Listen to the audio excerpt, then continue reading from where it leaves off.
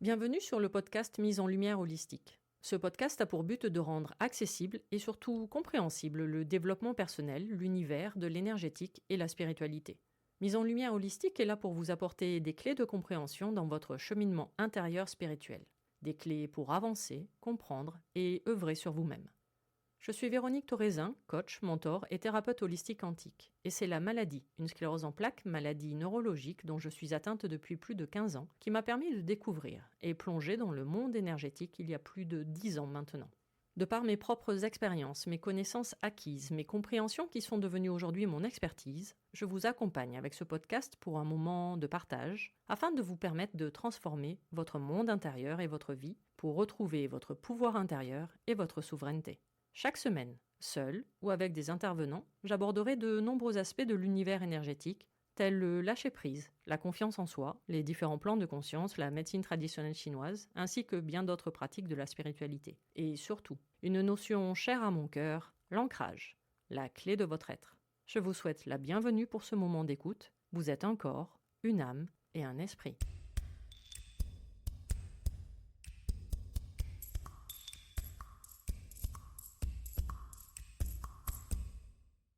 Bonjour et bienvenue pour ce nouvel épisode du podcast Mise en lumière holistique. Aujourd'hui, revenons à certains basiques de ce podcast. Parlons ensemble médecine traditionnelle chinoise et plus précisément de sa saison d'automne. Alors oui, j'en ai déjà parlé depuis la création de Mise en lumière holistique puisque vous avez l'épisode dédié à chaque saison, printemps, été, automne et hiver, et même deux dédiés à l'intersaison de la Terre et de son alimentation.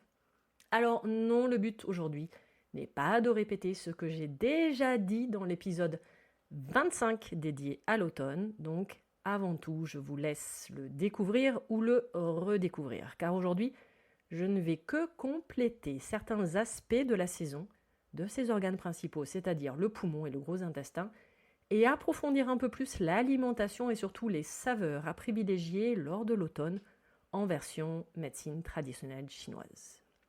Commençons déjà par le rappel de base. Donc si déjà vous vous dites « chouette, je vais écouter ce podcast pour me préparer à la saison de l'automne à venir », loupé. Rejouez encore car nous sommes en automne, depuis le 9 août. Et il suffit de voir la nature autour de soi pour s'en apercevoir. Bon, je vis à la campagne donc c'est peut-être plus facile à observer, mais mes tilleuls ont déjà recouvert l'herbe de toutes ses feuilles dorées. Et non, ne me parlez pas de canicule qui n'a représenté que 5 jours en 2023 par chez moi.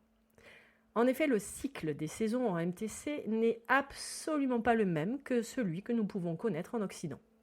Il se réfère à la Lune également et non pas uniquement au Soleil, comme dans le calendrier grégorien. Donc chaque saison dure 72 jours avec 18 jours d'intersaison de la Terre calés à chaque fois entre chaque saison.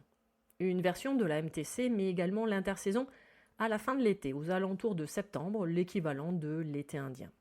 J'avoue que je préfère la version de revenir en son centre, c'est-à-dire se reconnecter à la Terre avec l'intersaison tous les 72 jours, permettant ainsi de quitter tranquillement une saison pour préparer la suivante, puisque c'est le principe même de la MTC afin de ne pas tomber malade.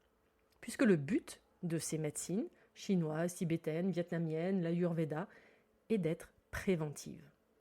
Donc selon la médecine traditionnelle chinoise, nous sommes en automne depuis le 8 août, et ce jusqu'au 19 octobre 2023. Alors chose importante, c'est que chaque année, les dates sont quasiment les mêmes, cela se joue à 1 ou 2 jours près, puisque tout est axé sur le nouvel an chinois qui se base sur la deuxième nouvelle lune du solstice d'hiver. C'est pour cela que les Asiatiques parlent de nouvel an lunaire.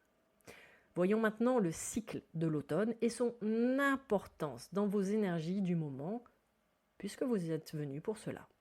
Car il faut comprendre que l'énergie de chaque saison, des organes qui sont en lien avec le cycle en cours, de son élément, de son alimentation et de sa saveur qui lui correspondent, est importante, car elle peut déséquilibrer ou perturber l'être humain, entraînant des pathologies, des maux, des blocages, des maladies et même des modifications sur les différents plans énergétiques, mental et émotionnel. Il faut ainsi s'adapter et se préparer pour chacune des saisons, et c'est le principe même de la médecine traditionnelle chinoise. Donc l'automne nous demande de revenir en nous tout doucement par une phase de transition, d'intériorisation et de recueillement. C'est la période où l'évolution de la nature entame son déclin, où le yang, énergie masculine d'action, d'extériorisation, va laisser doucement sa place au yin, énergie féminine de ralentissement et d'introspection, où les végétaux avec leurs feuilles commencent à tomber, ce qui est le cas depuis début août si vous êtes observateur de la nature. La sève commence à descendre, la végétation perd son eau pour mieux se préparer à affronter le froid, car oui, l'automne est la période de sécheresse en MTC. Et cette période d'automne, août, septembre, octobre, appelée selon la MTC embrasser et ajuster l'équilibre, nous demande de nous poser et d'observer la fin de cycle et d'en tirer un bilan comme on fait le point sur les moissons. C'est un retour à soi, d'observation de toute la fructification du printemps et surtout de l'été. L'automne est la période où nous nous laissons mourir, symboliquement parlant, évidemment, nous permettant l'ouverture d'une nouvelle porte, d'une nouvelle existence, d'un nouveau cycle que nous commencerons avec la période d'hiver. Donc petit rappel rapide, développé dans l'épisode numéro 25, la couleur de l'automne, c'est le blanc. Ses organes sont le poumon et le gros intestin, et son sens est l'odorat, car tout simplement son orifice, c'est le nez. Et donc l'odeur liée au poumon, c'est le pourri. Ces tissus sont la peau, qui permet de protéger toujours par rapport à ces virus, et vous avez d'ailleurs un épisode dédié spécialement à la symbolique émotionnelle de la peau. C'est pour cela que son excrétion est la toux, ou le crachat. Une méthode, oui, comme une autre, pour repousser l'ennemi, c'est-à-dire les attaques extérieures telles les microbes et les virus. Son goût est le piquant, ou légèrement épicé. Je vous en parle longuement après. Sa condition climatique, je vous l'ai dit, c'est la sécheresse, celle que l'on retrouve normalement dans les déserts, et un peu plus présente, oui, ces dernières années, même en France. Le son du poumon, ce sont les pleurs qui se reconnaissent dans une voix pleurnicharde ou même dans les sanglots. L'automne est la saison de la tristesse, avec un sentiment d'échec sous-jacent, émotion du poumon, puisque chaque organe et chaque saison sont liés à une émotion en particulier. Son élément est le métal, faisant référence à sa couleur du blanc, mais aussi à tout le système physiologique du poumon, à l'arbre respiratoire, à la répartition en fait de toute l'énergie produite par cet organe, répartie en profondeur dans tous les autres organes jusqu'à la surface de la peau, en se servant des conducteurs énergétiques, c'est-à-dire les méridiens d'acupuncture.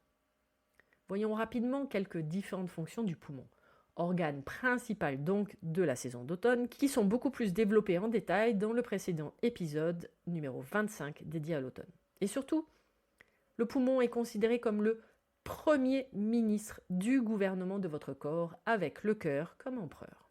Donc le poumon gouverne le qi, c'est-à-dire l'énergie et la respiration.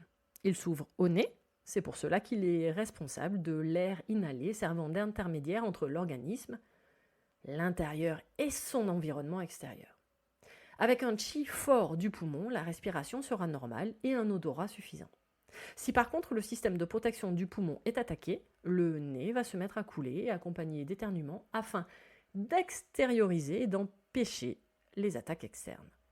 Un qi du poumon faible va entraîner de la fatigue, un léger essoufflement et une voix sans force.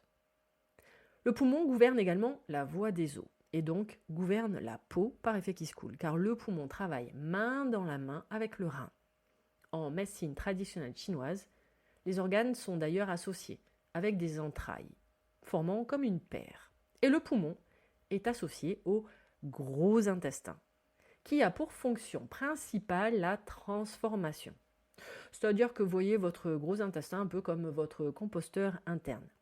Il fait circuler la nourriture digérée. Il transforme celle-ci en sel, afin de les excréter. Et si le qi du poumon est insuffisant, la fonction du gros intestin de défection sera contrariée et va provoquer des constipations. Et inversement, si des aliments stagnent dans votre gros intestin, la fonction de descente du qi du poumon va être altérée et ça va provoquer des problèmes d'essoufflement. Sur le plan mental et émotionnel, le gros intestin joue également un rôle important sur le lâcher-prise et votre capacité à ne pas ou plus s'attarder sur votre passé et encore moins de vous préoccuper de votre futur. Instant présent, bonjour, ancrage, bon allez. Oui, quand même, je vous parle d'ancrage un peu avec cette reprise du podcast et cette rentrée. Surtout qu'en plus, le descriptif de l'âme du poumon, on est en plein sur la symbolique de l'ancrage. Et ça, je vous en parle tout à l'heure. Donc chaque saison est associée à un organe qui lui-même est associé à une émotion. Et l'émotion du poumon, c'est la tristesse, principalement associée au chagrin. L'automne n'est pas celle du désespoir, mais celle du désenchantement. Une sorte de pessimisme ambiant. Et ce pessimisme, cette inquiétude, noue le chi vital du corps, du poumon, tandis que le chagrin et la tristesse l'épuisent. Ainsi, l'inquiétude peut provoquer de légers essoufflements, des douleurs ou des tensions dans les épaules ou la poitrine. D'ailleurs, travailler son souffle va permettre de rendre la circulation plus harmonieuse dans le corps, évitant ainsi une stagnation ou un vide du chi, c'est-à-dire de votre énergie. La saison du métal nous incite au repli sur nous-mêmes, tout en restant philosophe sur la vie qui nous entoure. Et lorsque l'énergie du poumon est équilibrée, nous avons le sens de l'objectivité et de la sérénité, de l'équité, avec une attitude réservée tout en gardant une ouverture d'esprit sur le monde. Alors je vous ai dit tout à l'heure que chaque organe en médecine traditionnelle chinoise possède une âme végétative, et celle du poumon s'appelle Po, P-O, et c'est tout simplement l'âme corporelle du poumon. Et je vous explique maintenant toute son importance. C'est-à-dire que Po, c'est la partie la plus physique, la plus matérielle de l'âme, c'est-à-dire votre corps. Donc l'âme corporelle Po, de nature yin, se forme dès la conception du fœtus, tandis que l'âme éthérée Hun, du foie, ne prend place dans le corps que 3 jours après la naissance. Donc les premiers mois d'un nourrisson sont focalisés uniquement sur l'âme corporelle, Po, la sienne, celle du nourrisson, et celle de sa mère. C'est pour cela que le contact de la peau est très important dans cette phase-là avec un nourrisson. Po assure ainsi votre survie et votre autonomie en tant que personne incarnée. Oui, vous avez un corps, et c'est cette âme qui va vous permettre de respirer, de vous alimenter. Po se trouve également dans le sang, le fluide vital sur Terre, la base physiologique de l'ancrage, puisque le sang appartient au chakra racine. L'âme du poumon nous relie donc, oui, à notre ancrage, car c'est l'essence même qui entre et qui sort du corps entre le chi de la terre et le chi du ciel. L'âme Po est reliée au sentiment. Elle les régule par différents mécanismes, soit par l'attraction, soit par l'aversion, désir ou répulsion, plaisir ou déplaisir. C'est du coup Po qui va nous permettre de gérer j'aime, j'aime pas, ça me plaît pas. Et si Po est déséquilibré, la personne peut devenir rigide, égocentrée, séparée des autres. Elle n'est plus centrée et ancrée, elle peut même également devenir influençable et insouciante. Extrêmement déséquilibrée, Po peut provoquer des dédoublements de personnalité amenant jusqu'à la schizophrénie. C'est grâce à Po que nous ressentons les douleurs ou les démangeaisons. Normal, Po est l'âme végétative du poumon. Or, le poumon gère la peau, P-E-A-U. Po, P-O, meurt avec le corps, donc avec votre peau, P-E-A-U. Tandis que Rune, l'âme éthérée du foie, survit après la mort. Voyons maintenant comment équilibrer son énergie du poumon lors de la saison de l'automne. Alors déjà, parlons alimentation. Effectivement, la diététique chinoise est un des 5 piliers de la médecine traditionnelle chinoise avec l'acupuncture, la pharmacopée ou encore le qigong. Du coup, la MTC va catégoriser chaque aliment. Selon la nature, par exemple, c'est-à-dire nature fraîche ou froide, nature tiède ou chaude, ou encore neutre. Et non, cela n'a absolument rien à voir si l'aliment sort du congélateur ou si vous le passez au four. On parle ici de la nature profonde de l'aliment et du rôle qu'il va jouer une fois assimilé, et du coup des conséquences qu'il va avoir du point de vue digestif dans un premier temps, puis énergétique en général.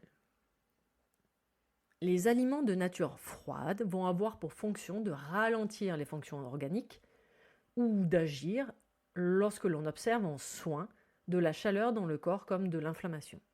Les aliments de nature chaude vont stimuler les fonctions vitales du métabolisme. C'est bien pour cela qu'il existe des saisons, ouais, un truc de dingue, hein. Et si certains aliments sont là au printemps ou à l'automne par exemple, non, ce n'est pas pour faire joli sur les étals, mais avec bien un prisme énergétique derrière.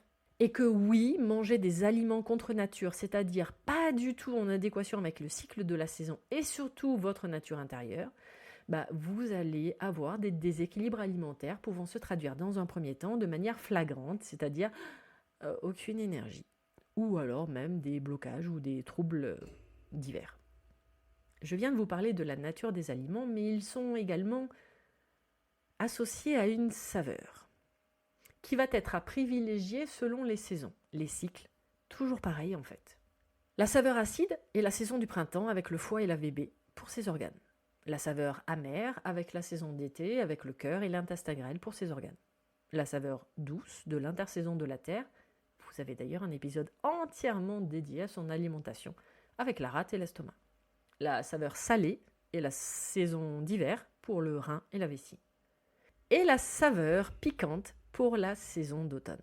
Saveur piquante dont je vais vous parler maintenant. La saveur piquante a la particularité d'être extériorisante, c'est-à-dire que cela va permettre d'amener l'énergie et les liquides organiques à la surface de la peau, pouvant ainsi entraîner éternuement et transpiration pour évacuer tous les virus. Cela empêche ainsi ce que l'on appelle des attaques externes, c'est-à-dire virus et microbes qui peuvent aller affecter les poumons et provoquer les maladies que l'on rencontre surtout à l'automne et hiver, telles rhume, angine, sinusite, bronchite et autres en rapport avec les poumons principalement. C'est exactement le principe du grog qui ont largement fait leurs preuves depuis longtemps, c'est-à-dire de permettre de transpirer un maximum pour évacuer l'ennemi. En plus d'être extériorisante, la saveur piquante est dispersante, c'est-à-dire qu'elle a le pouvoir de faire circuler l'énergie ayant pour effet qui se coule de faire circuler le sang et les liquides organiques. Cela va donc servir pour tout ce qui est oppression au niveau de la poitrine. N'oubliez pas, on est en plein sur les poumons avec la saison de l'automne, mais cela va servir également en cas de douleur épigastrique, de douleur de l'abdomen, de stagnation au niveau du plexus solaire avec les soupirs, dû à la stagnation de l'énergie de votre foie. Donc normalement dosée, cette saveur piquante tonifie l'énergie du poumon et du gros intestin. Les deux organes de la saison d'automne. Par contre, en trop grosse quantité, celle-ci va au contraire affaiblir l'énergie, car c'est le poumon qui va gérer et gouverner l'énergie dans l'ensemble de l'organisme. Donc, on va éviter cette saveur sur les personnes déjà faibles ou fatiguées. Cela va accentuer le phénomène et surtout un excès de piquant va léser l'énergie bois, c'est-à-dire votre foie et son émotion, la colère. Quelques exemples d'aliments en MTC avec une saveur piquante à rajouter dans votre alimentation durant la saison d'automne. L'ail, l'oignon, le radis cru, la ciboulette, le céleri, le chou rave. Et en fruits, vous pouvez avoir le kumquat ou encore la pistache. En général, l'aneth, la cannelle, la cardamone, la coriandre, la fleur d'oranger, le gingembre, la muscade, la menthe, qui est très pratique en été également pour se rafraîchir, le poivre noir ou le poivre de Sichuan, et les décoctions d'écorce de mandarine. Quelques conseils également pour bien vivre cette saison. Se coucher plus tôt, pour se lever plus tôt, c'est-à-dire s'imprégner de l'énergie yin en se couchant, pour ensuite mieux profiter des premiers rayons du jour yang du matin. L'automne est l'heure du bilan de l'année, de tout poser à plat, de se débarrasser de ce qui est inutile et encombrant du point de vue physique, mental, émotionnel, aussi bien dans la sphère privée que professionnelle. On va éviter également pendant cette période de faire des exercices qui demandent à transpirer beaucoup, style hammam ou sauna, car cela va créer un déséquilibre au niveau de la peau et de l'organe du poumon qui gère tout cela, donc déséquilibre énergétique. On ne mange ni ne boit froid ou frais, évidemment. J'avais déjà eu l'occasion de vous le dire dans d'autres podcasts. Il y a même une vidéo sur ma chaîne YouTube où j'avais expliqué tout le process de digestion et l'importance de manger chaud ou à température ambiante tout au plus pour prendre soin de sa rate et de son estomac. Ceci pouvant expliquer de nombreux déséquilibres digestifs et maladies inflammatoires. Également, on ne s'expose pas au froid volontairement et au contraire, on commence à maintenir toute la région lombaire des reins au chaud, son cou également. On se protège du vent aussi. Vous pouvez faire également des exercices respiratoires, de souffle pour accompagner l'énergie de votre poumon. Évidemment, on pense au cas où à débloquer son diaphragme chez un ostéopathe. C'est une période également où l'on peut observer des douleurs, des contractures ou des raideurs au niveau des pieds, des chevilles et des jambes. Normal, car les douleurs suivent le méridien tendino-musculaire du rein. Or, le rein travaille main dans la main avec le poumon et un rapport avec l'élément eau. Exemple concret d'une énergie du poumon déséquilibrée dans votre vie. Un nez sec ou bouché, des rhinites ou des écoulements nasaux, une perte de l'odorat. La tonalité de votre voix également va dépendre de votre énergie. Une voix faible, enrouée, une aphonie. C'est pour cela que juste parler avec vous, vous entendre, nous en dit beaucoup sur votre énergie en général et encore plus sur votre poumon. Des cheveux cassants ou secs, car ce sont les liquides organiques, dont la fameuse brume du poumon, qui hydratent vos cheveux en les rendant brillants. Le poumon se manifestant sous la peau, nous pouvons ainsi trouver des troubles tels l'eczéma ou le psoriasis. Petit rappel, un podcast dédié spécialement à la symbolique émotionnelle de la peau. En lien également avec le gros intestin, des diarrhées, de la constipation ou le fameux côlon irritable sont des déséquilibres. On peut également observer des déséquilibres au niveau émotionnel, comme ne pas savoir gérer son espace, ne pas savoir dire non, ou alors même se positionner en tant que victime. Un manque de lâcher-prise, de la rigidité, de la méfiance sont des signes d'un déséquilibre énergétique. Par contre, si des blessures liées à des deuils ne sont pas résolues, c'est le moment. Car sinon, vous allez épuiser l'énergie du poumon et déclencher sinusite, bronchite, angine et pneumonie. Ah oui, petit mais important rappel. Non, la détox d'automne n'existe pas. C'est uniquement un pur produit marketing chez les naturopathes principalement. Je suis en train de me faire des amis. Du point de vue de la MTC, la seule détox existante est celle du foie et du printemps, donc février, mars, avril. Et effectivement, vous pouvez ressentir une baisse d'énergie en septembre, normale après tout ce que je viens de vous expliquer, avec ce retour à soi, cette énergie qui retourne en mode introspection. Donc misez aujourd'hui plutôt sur prendre soin de votre immunité, plutôt que de faire une détox pour baisser encore plus votre niveau d'énergie. Vous avez d'ailleurs un article sur le blog où j'ai partagé toutes les vertus du ginseng par exemple, qui est mon indispensable de l'automne et surtout de septembre depuis plus de 10 ans. En conclusion, la saison d'automne vous demande, par sa phase d'introspection, de faire la paix avec vous-même. Vous faites l'inventaire de votre année, le point sur toutes les expériences de l'année, vous les digérez. Vous faites le tri entre ce que vous gardez et ce que vous abandonnez, puis vous les transformez. Vous clarifiez votre vie. Ce sont les récoltes de l'année qui vont vous permettre de vous nourrir sur tous les plans énergétiques. Par contre, c'est à l'automne que nous faisons cette phase d'introspection, car si cela dure sur la saison d'hiver, vous allez finir complètement épuisé, alors que cette phase vous demandera plutôt du repos et du calme. La saison de l'automne, donc, va se terminer le 19 octobre 2023 en médecine traditionnelle chinoise, pour enchaîner ensuite sur 18 jours d'intersaison de la Terre, donc du 19 octobre jusqu'au 6 novembre 2023, qui servira de phase de transition, ce que je vous explique dans l'épisode dédié à l'intersaison de la Terre. On se retrouvera peut-être dans un prochain épisode, même si vous en avez déjà un sur la saison d'hiver, oui, l'épisode 37, et dans tous les cas sur Instagram, à partir du 7 novembre, pour parler justement de cette saison d'hiver qui va se prolonger jusqu'au 15 janvier 2023. Ce nouvel épisode dédié à la médecine traditionnelle chinoise du podcast Mise en lumière holistique est maintenant terminé.